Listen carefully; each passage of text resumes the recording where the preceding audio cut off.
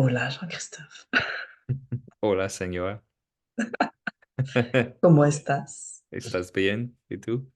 Muy bien, muy bien. Muy enrhumé.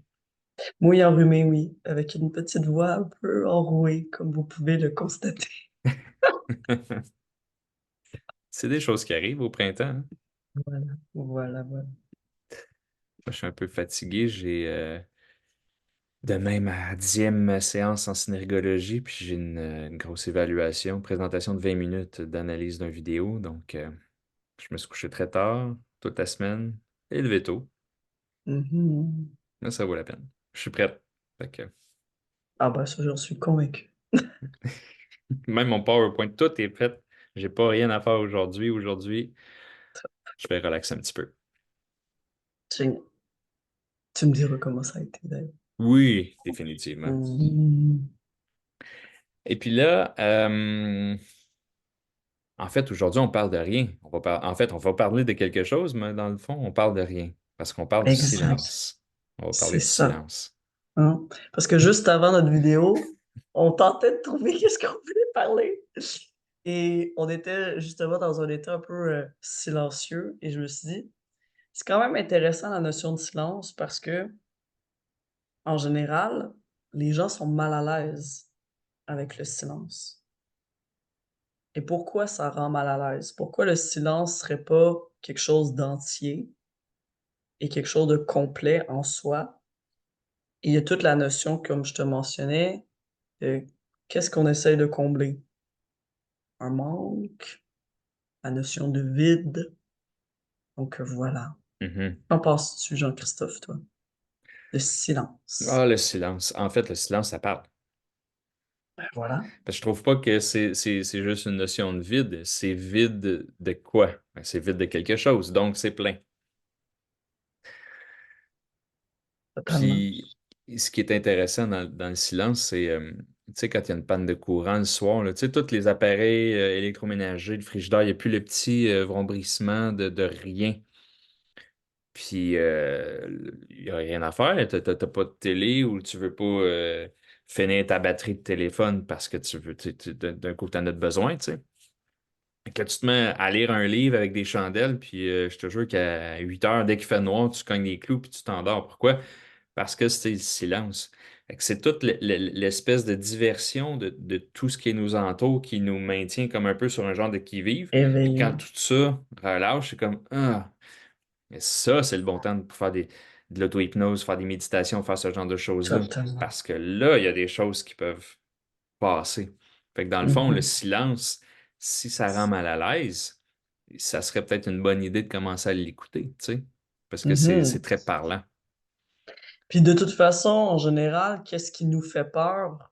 Souvent, c'est vers là qu'il faut aller. Tu Oui. sais? Donc, qu'est-ce qui nous fait peur dans le silence, dans cette notion qu'on considère comme étant un vide?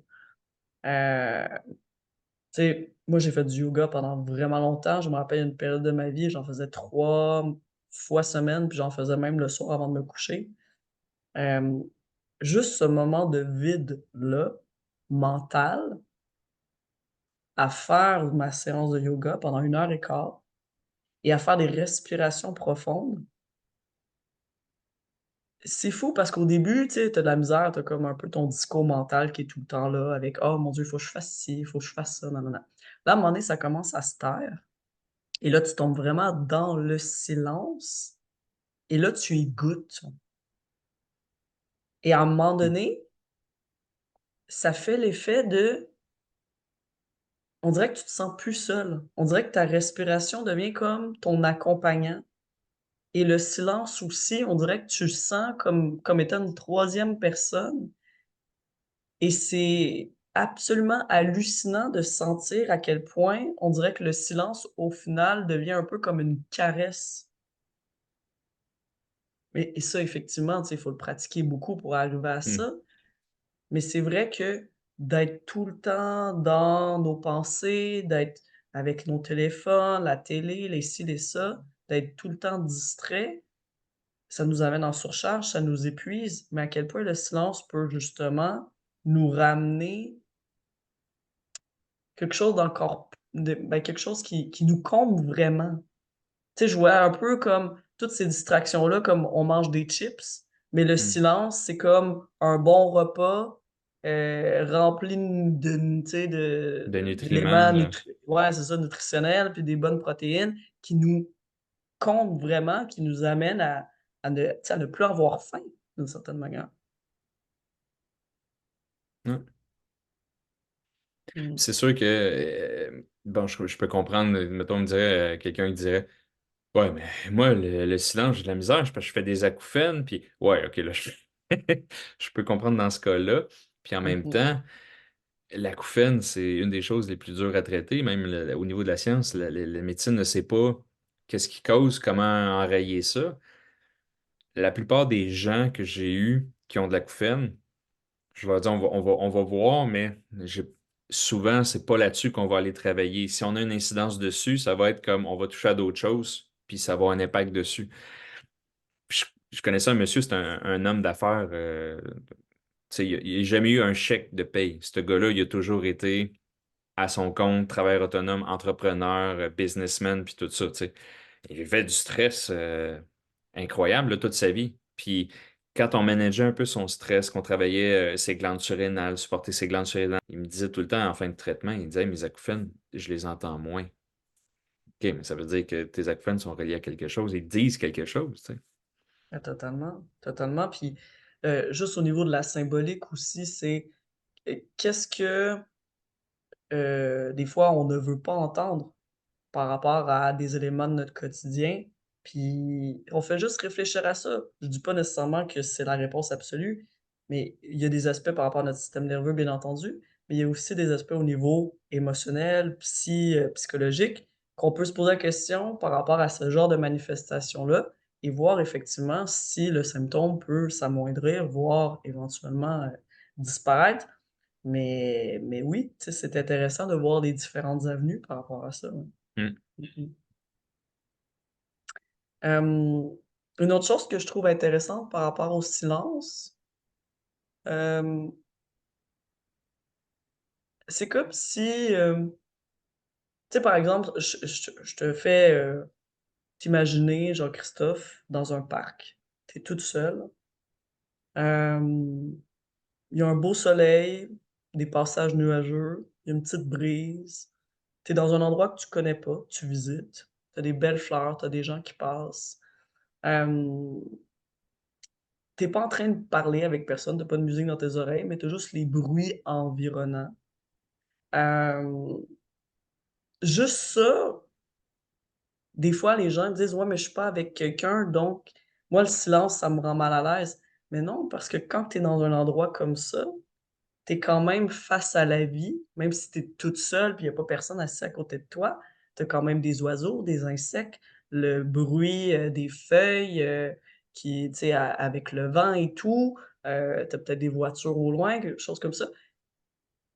Il y a quelque chose qui est présent et c'est intéressant de juste se poser pour observer ça et oui, observer notre bien-être ou notre état du moins par rapport à ça et de se dire: «Ben, c'est pas parce que je suis seul que, il y a un vide ou il y a un manque ou et cetera», tu sais? C'est de voir, ben oui, mais est-ce que mon environnement peut m'amener à combler ça aussi? Mhm. Puis, tu sais, j'enchéris avec, un peu avec ce que tu dis, parce que pour te rendre compte qu'il y a du bruit dans les arbres, te rendre compte que le vent souffle puis que ça fait un bruit, te rendre compte qu'au loin, tu entends des enfants qui jouent. Mais ça prend des moments de silence. Parce que, tu sais, à un moment donné, tu sais, le son, il est tout le temps là, fait que je l'entends plus. Il me dérange plus, je l'entends plus parce que c'est toujours présent. Mais la journée qui arrête, c'est comme, hey, on est-tu bien sans ce son-là? Le silence peut marquer des temps entre les bruits, puis t'as pas le choix d'avoir du silence si tu veux t'apercevoir d'un son qui arrive, tu sais. Fait que dans le Exact. fond, les moments de silence peuvent être même, justement, ça m'a frappé comme idée. Quand j'étais en secondaire 3, on était dans mon cours d'anglais avec Éric Descaries, un journaliste automobile, mais il enseignait au secondaire. Fait que, tu sais, des fois, je le voyais à la télé, il commentait le NASCAR ou il écrivait dans le Road and Track, tu sais. Puis c'est le meilleur prof que j'ai eu à vie. Il nous racontait toutes ces anecdotes. Puis à un moment donné, il y a comme une espèce de bruit de ventilation qui a arrêté, puis c'est là qu'il a dit, ah, il dit, c'est-tu le fun quand ça arrête, ça, ce bruit-là? Puis c'est arrivé une fois dans l'année que ça a arrêté. Et lui, il était au courant parce que c'est sa classe, tu sais. Mais nous autres, ça marchait tout le temps. Puis là, on était comme, ben là, il n'y avait pas de bruit, on parlait pas fort, puis... Mais c'était omniprésent. Puis là, Ouais. là, dans ce cas-là, le silence fait du bien. C'est ça, quand il y a comme une espèce de décélération de bruit constant qu'on se rend plus compte que là, c'est comme, ah, il me semble que c'est plus confortable, c'est plus, tu sais, il y a quelque chose là-dedans qui est Mhm. agréable. Fait que, oui, il peut y avoir une forme de malaise pour certaines personnes face au silence, mais dans d'autres contextes, ça peut être complètement le contraire, tu sais. Totalement. Fait que c'est Totalement. Parce que encore une ça nous fois, amène en surcharge aussi, parce que d'être oui, bombardé de bruit tout le temps, ben c'est sûr que oui, euh, ça surcharge le système. on, ben, on fait juste penser aux enfants qui ont une hypersensibilité auditive, qui ont besoin d'avoir des coquilles anti-bruit, que c'est la panique quand il y a les séchoirs à main dans les toilettes publiques, que le malaxeur, le séchoir à cheveux, tu sais, n'importe quoi qui fait du bruit, l'aspirateur à la maison, ça déclenche des crises. C'est sûr que ce genre de bruit-là, justement, on voit tout de suite, ça amène leur système nerveux en état de surcharge. Dès qu'on cesse, ah, ils sont complètement apaisés, puis ils peuvent revenir à des émotions, puis à des comportements qui sont calmes et tranquilles. Heu, donc oui, oui, ça c'est clair que le silence amène un soulagement au système nerveux. Mmh, Ouais. Puis dans le cas où est-ce que c'est apaisant versus ah, c'était peurant le silence, ben encore là, c'est juste un point de vue parce que quelqu'un qui peut dire comme j'ai un de mes amis d'enfance, tu sais, lui, il écoute toujours de la musique, mais encore plus que moi. Faut toujours qu'il soit avec du monde, c'est toujours lui qui parle le plus fort, là, en avant de tout le monde, tu sais. Puis il sait qu'il a besoin de ça. J'ai besoin d'être toujours avec du monde. Ouais, mais ça cache quoi, ça? Si t'es dans le silence, là, OK, tu vas capoter, mais pourquoi tu vas capoter? C'est exact. là, faut que tu ailles voir. Puis pourtant, tu sais, ça serait le premier à dire, ah ouais, OK, ça, c'était gossant ce bruit-là, là, tu sais, ça fait-tu du bien quand ça arrête? Fait que c'est toujours là en question de point de vue, tu sais. Mmh. Puis il y a des personnes même que tu es avec la personne, il y a un silence, il y a un blanc, puis tu sens le malaise. Tu sais, il y en Ouais, a. ouais. Puis il y en a d'autres, tu es avec la personne, il y a un silence, mais le silence, il goûte bon. Le silence, tu regardes la personne, puis vous devinez qu'est-ce que vous pensez par rapport à quelque chose ou tu sais, peu importe. Et le silence, au contraire, il est présent, mais il est pas, tu sais, inconfortable, voire au contraire. Et donc ça, c'est intéressant parce que ça en dit long aussi sur la nature de la relation de la tu sais, des 2 personnes entre elles. Autant pour un ou l'autre ou à quel point ils se connaissent, à quel point ils connectent, à quel point ils se relient, hein? Heu, tu sais, on le voit beaucoup dans les couples, tu sais, quand que justement avec ton amoureux, ta amoureuse, c'est difficile d'être dans le silence puis que l'autre, elle te Hmm. tape ses nerfs juste à la voix. «Ouh, OK, ça a été un peu compliqué». Mais tu sais, fait que c'est non, c'est tout le temps intéressant ces notions-là aussi. Quand j'ai fait mon cours j'allais dire en pilates, je suis vraiment fatigué. Quand j'ai fait mon cours en PNL, je me souviens pas dans quelle formation, mais je me souviens qu'on était avec Claude Webster. Lui, c'est le coach de performance de l'Opéra de Montréal. Puis j'ai adoré ce prof-là, c'est un pianiste professionnel, tu sais, puis il était vraiment bon, tu sais. Puis, ce qu'il avait fait, c'est qu'il avait dit, OK, vous êtes tous assis, parce que c'était tu sais, comme, les chaises étaient toutes assis comme en demi-lune ou en U, si tu veux, puis lui il était au centre, c'est comme ça, puis là, il parlait à tout le monde, tu sais. Il dit, vous allez tous, on est un nombre pair, vous allez tous vous mettre deux par deux avec votre voisin. Fait que moi, j'étais le deuxième, fait que j'étais avec le gars qui était à côté de moi, tu sais, le premier. Il dit, vous vous asseyez, vous tournez vos chaises, puis vous asseyez un en face de l'autre. Puis je vais vous dire quand commencer, quand arrêter, mais tout le monde en silence, vous vous regardez dans les yeux Dans pendant les deux yeux. minutes. Wow! Puis expérience personnelle, c'est un petit peu mythique quand même, qu'est-ce qui nous est arrivé. Puis là, je le regardais dans les yeux, puis à un moment donné, je sais pas pourquoi, mais l'extérieur, tout devenait embrouillé. Puis là, j'étais comme, qu'est-ce que c'est ça? Puis là, j'étais comme, voyons, si mes yeux, là, je bougeais un petit peu, ça arrêtait, mais là, ça revenait. Puis je me suis dit, hey, je vais le laisser aller. Puis tout s'est mis à devenir embrouillé. Puis je l'ai vu, j'ai vu une image de lui comme s'il était vieux, comme si c'était un grand-papa. Puis j'étais comme, non, mais fou ça. Fait que là, je me dis, ben, regarde, Hmm. je sais pas qu'est-ce qui est arrivé. Fait que là, Claude, il dit, ça fait 2 minutes, vous pouvez revenir à vous-même, tout ça, nanana. Partagez ce que vous avez vu. Fait que là, moi, j'ai dit, il me dit, tu veux-tu commencer? Je dis, oui, écoute, moi, ça a fait ça, là. Puis, je t'ai vu vieux. Il est parti à rire. Il dit, mais j'ai vu la même affaire. Il dit, tu vas être un beau grand-papa. Tu vas être un C'est beau trop vieux monsieur. J'étais fou. comme, oh!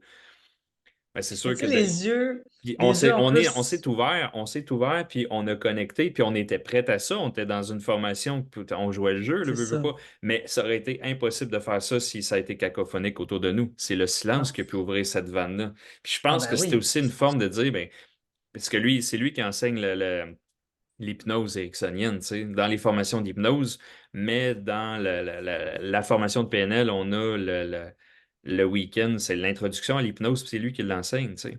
Mm. Puis je pense que c'était une porte d'entrée pour montrer que le silence, c'est riche, là. Il y a des choses là-dedans. Puis Mhm. faut que tu l'écoutes, le silence. C'est drôle à dire, c'est un peu. Mais Mais faut que tu totalement. l'écoutes parce qu'il y a des choses à dire. Puis c'est une merveille, là. C'est comme un trésor caché, là. Puis surtout quand tu regardes dans les yeux, tu sais, on dit souvent les yeux, c'est le miroir de l'âme, c'est le Ouais. miroir du système nerveux aussi, mais c'est le miroir de l'âme. Quand est-ce que dans la vie, on prend le temps de regarder une personne dans les yeux, dans un contexte de silence, et de voir vraiment et de sentir vraiment qu'est-ce que l'autre nous révèle tout simplement à travers son regard et qu'il y a rien d'autre effectivement autour. Et on se Hmm. rendrait bien compte que dans la vie, on utilise beaucoup trop de mots, beaucoup trop de consignes, beaucoup trop de répétitions verbales, de je sais pas trop quoi, alors qu'on pourrait juste regarder la personne dans les yeux et on sait,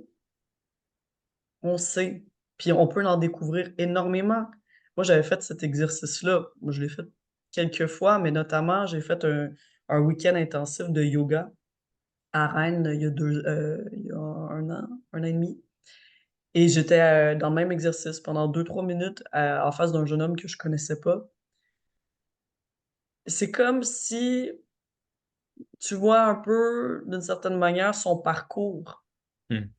Rien à dire, mais on dirait qu'il ce silence-là, avec un contact qui est intime, hein, le contact visuel, c'est un contact qui est très, très intime, veux, veux pas. C'est pour Ouais. ça que ça déclenche le réflexe de parasite par la peur, que les 2 on travaille énormément dans nos métiers respectifs. Qui est si difficile pour les enfants avec un trouble du spectre de l'autisme. Mmh. Mais quand tu es dans ce contexte-là, vraiment, ça te révèle énormément sur moi, je sens les peines des gens à travers ce genre d'exercice-là. Hmm. Les oui, c'est ça, les moments difficiles, les tu pas capable de mettre des mots directs, mais tu le sens, tu le vois. Et ça, pour moi, c'est d'une richesse incroyable. Vraiment. Puis quand que Hmm. la personne n'est pas capable de maintenir le contact, puis qu'elle est vite, puis qu'elle est comme ça partout ou que tu sais, ça en dit long aussi. Quand elle vient les yeux pleins d'eau en te regardant, mais qu'est-ce qu'elle n'ose pas aussi se révéler à elle-même, puis révéler à l'autre, ah non, c'est incroyable. Mais effectivement, c'est le silence qui le permet. Mhm. Parce que sinon, on serait en train de parler, puis plus souvent qu'autrement, quand on se parle, on regarde le nez de l'autre, on regarde sa bouche, on regarde partout ailleurs, puis on parle. Puis des fois, on n'a pas besoin de parler verbalement, on se parle dans sa tête, tu sais, mais c'est quand tu t'arrêtes, c'est là que. Mmh. J'ai un de mes amis qui a fait une Vipassana. J'ai pas eu la chance de l'expérimenter encore parce que c'est 10 jours. Mais c'est une retraite de 10 jours. Ça se fait, ben, au Québec, ça se fait à Montebello. Puis je pense, que c'est combien d'heures de méditation? Je pense que c'est 12 ou 13 heures de méditation par jour. Repas végétarien ou végétalien. Lever au son du gong à 5 heures moins quart, 5 heures et quart. Ah Puis c'est ouais, des méditations en marchant, des méditations assises, des méditations debout, des méditations toute la journée. Et t'as pas le droit de parler. T'as pas le droit de téléphone, t'as incroyable. pas le droit d'écrire, t'as pas le droit de lire, t'as pas le droit de aucune distraction. Puis il me disait qu'après une couple de jours, là, t'arrives là, avec ton assiette, Puis ceux qui te servent, là, tu les regardes, puis ils sentent qu'est-ce que tu veux. C'est quasiment, tu te rapproches de la télépathie tellement que Ah, toutes les mais distractions sont parties. Puis tu j'en focuses suis sur. convaincu. C'est des méditations qui sont pas nécessairement guidées, mais tout le monde fait la même méditation, là, tu sais. Puis il me disait qu'à un moment donné, il y a un gars, là, après une couple de jours, là, il y a eu un méga fou rire, là, tu sais, là, dans une méditation, là, tu sais. Puis là, tout le monde souriait un peu, puis après ça, ça s'est comme calmé. C'est parlant, là, tu sais, tout ça. C'est le silence qui a permis ça. Puis il m'a dit, Jean-Christophe, toi, tu serais prêt à faire ça. Là. Si tu serais capable, parce qu'il y en a qui sont pas capables, il y en Ouais. a qui partent, là. Mais quand tu fais l'expérience au complet, il dit, c'est tellement C'est combien de enrichissant. jours? 10 jours. 10 jours. Ah, ça doit être fou, ça. Il dit, c'est la huitième qui est la plus dure. Parce que tu sais que Ouais. t'en as encore deux. La neuvième, t'as hâte parce que tu sais, c'est demain. Mais la huitième, là, tu viens d'en faire sept, là, ça fait une semaine que t'es là, puis Ouais. il dit, c'est 7, 8, là, c'est des journées qui sont difficiles. Puis quand tu te remets à parler, ça doit être étrange. Ouais, Ça doit être très étrange. ouais. Juste de réentendre, de réactiver juste ton sens auditif, mais même aussi d'émettre quelque chose alors que tu étais en communication avec les gens juste par ton non-verbal, ta gestuelle, tes regards, tout ça, ton Ouais. énergie, ta posture. Puis le fait Ah, que tu t'es couché quand même tôt, puis levé tôt. oui. Puis lui, il l'a fait, puis il est revenu chez eux, je pense que c'était un 23 décembre. C'est juste avant Noël. Puis là, il Oh s'est dit, boy. hey boy, comment je vais faire, tu sais, comme à Noël, tout ça, là, tu sais, de réintégrer tout ça. Mais il s'est levé, lui, à la même heure, là, il était rendu habitué. Il s'est levé aux petites heures du matin. Pour le 24, le réveillon, ça a été lui qui a été le dernier couché tellement qu'il y avait de l'énergie. Le 25, il s'est levé super tôt. Ça a été lui qui a été le dernier couché parce que tout le monde caillait, tout le monde baillait. Puis lui, il avait de l'énergie à côté. Puis il était comme, oh boy, OK. Puis il a toujours continué à méditer une demi-heure par jour après ça. Il a jamais lâché ça. Ah ben, j'imagine. Ah wow. Hmm. Ah, c'est génial. Mais c'est ça, c'est qu'au final, on apprend à travers ça que le silence est complet en lui-même, puis il nous habite. C'est pas un vrai vide, c'est pas une absence. Souvent, on pense que c'est ça, le silence, c'est ah, il manque quelque chose, mais non, il faut l'apprivoiser. Ouais, en fait, tout est là. Là. Mm, mm, Hmm. mm. Puis c'est sûr Mm. que Andrew Berman serait d'accord avec moi, mais tu sais, de faire une vie passionnée comme ça, tu sais, pas de téléphone, pas de stimulation ni rien, c'est une détox de dopamine. Là. Fait que ça fait un bien énorme aussi au niveau du cerveau, là, ça Ah, c'est certain. Là. mm. Ben, tu vois, sur Compostelle, on n'avait pas vraiment nos téléphones ou à peine. Tu es en train de marcher du 20 à 30 kilomètres par jour avec un gros pack-sac hyper lourd. Tu bois ce que tu as besoin de boire, tu manges ce que tu as besoin de manger. Le soir dans les gîtes, plus souvent qu'autrement, c'était de la nourriture faite maison par les autres des gîtes qui ramassent leurs légumes dans leur jardin, tu sais, comme euh, bio, pas de trucs transformés, rien. Puis sur une longue durée, tu sais, comme moi, mon premier chemin, c'était 37 jours. Moi, quand Mm. je suis revenu dans la vie normale, j'ai fait, mais premièrement, il y a beaucoup de bruit. C'est c'est- Ouais. c'est- c'est hallucinant. Parce que toi, tu es habitué de marcher sur un chemin que tu parles avec les pèlerins, mais tu as une discussion one-on-one. Puis, dans les gîtes, bon, on est quoi, une tablée peut-être de 10, mais grosso modo, t'es pas face à des taxis ou des voitures, puis des métros, puis des autobus, puis plein de monde un peu partout. Euh, Fait que ça, oui, c'est spécial, mais tu reviens dans le monde, puis tu fais, ouh, tu sais, c'est complètement différent. Puis l'énergie, mais ça n'a rien à voir. Ouais, Moi, ouais. l'énergie que j'avais, j'ai jamais eu une énergie comme ça. À me lever hyper tôt, à être efficace, tac, tac, tac, me coucher tard. Mais tu sais, quand tu fais c'est ça, du 30 kilomètres par jour, après, quand tu arrives dans la vie normale, puis tu remarques à quel point on est sédentaire, Mm. c'est ça Mm. aussi, tu sais. Puis quand tu es sur Compostelle aussi, il y a des moments que tu marches toute seule, fait que tu es complètement, oui, dans le silence. C'est comme moi, je l'ai vécu cet été sur la variante que j'ai faite, j'ai marché tous les jours toute seule. Le soir, dans les gîtes, il y avait des gens, mais sur cette variante-là, 2 jours, il y avait personne. Mm. Mm, mm. Fait que non, non, c'est super intéressant. Sur l'effet, tu le remarques, hein, sur ta santé, sur ouais, ton énergie vitale, bien entendu. Ouais, ouais. Mm, mm. Je peux pas comparer quand j'ai été au Népal faire mon trek parce que, un, j'étais malade. j'ai attrapé une méga grippe, puis avec l'altitude, Oh, ça, j'ai mal filé. Je sais pas, je faisais de la fièvre, mais j'avais chaud, puis c'était pas agréable, mais c'est ça, c'était de la marche toute la journée. Fait que moi, ça m'a comme trop brûlé. Si j'avais pas été malade, est-ce que ça aurait été différent? Possiblement, tu sais. mm.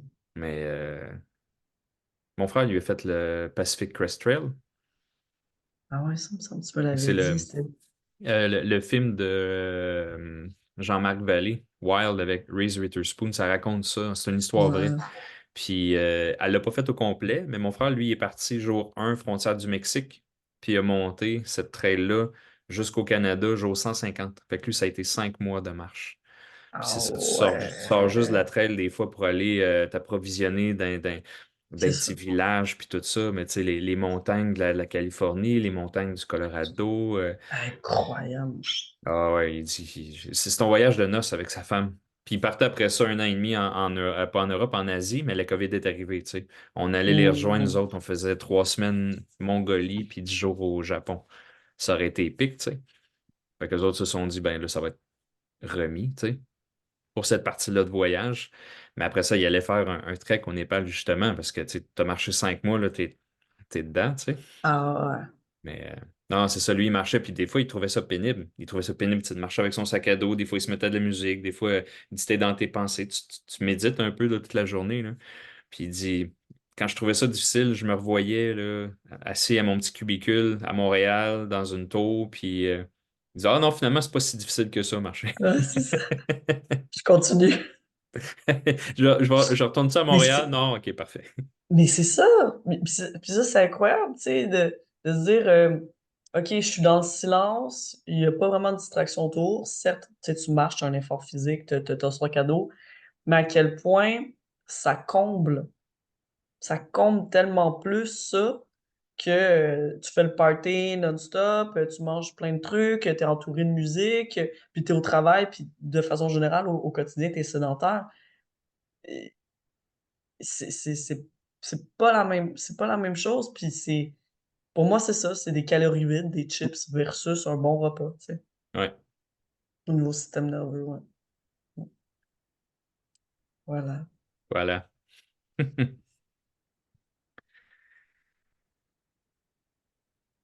Prenons une minute de silence. C'est ça, j'allais dire. Ben, hier, on finit ça en silence, c'est parfait. Non, mais faites l'exercice, pour vrai, hein, de voir à quel point vous êtes à l'aise, puis voir qu'est-ce qui monte.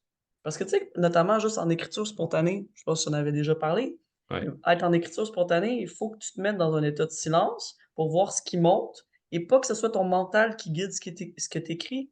Et des fois, ben justement, d'une certaine manière, ton inconscient ou ton semi-conscient a des trucs à te révéler. Puis c'est juste dans cet état de silence-là que tu peux entendre ça. Même chose en méditation, même chose, même en yoga aussi, on peut le vivre. Mais voilà, c'est dans cet état de silence-là, hors distraction, qu'on peut, ouais, se laisser porter par ces messages-là, puis bien les recevoir, puis bien après les mettre en pratique. ouais. Voilà, donc le silence, c'est utile. Voilà. C'est très utile. Yes. Sachez l'apprécier. Oui, totalement, totalement. Mmh, Ben voilà, voilà. c'est tout ce qu'on avait à dire sur le silence. On aurait peut-être pu jaser encore On pas aurait mal, pu, mais non, mais on aurait même pu rien dire, tu sais, tout le long. Qu'est-ce que vous en pensez, vous? Ben, un grand merci de votre écoute, puis on se redit oui. vendredi prochain. À vendredi prochain. Merci de votre écoute et à la prochaine. Ciao!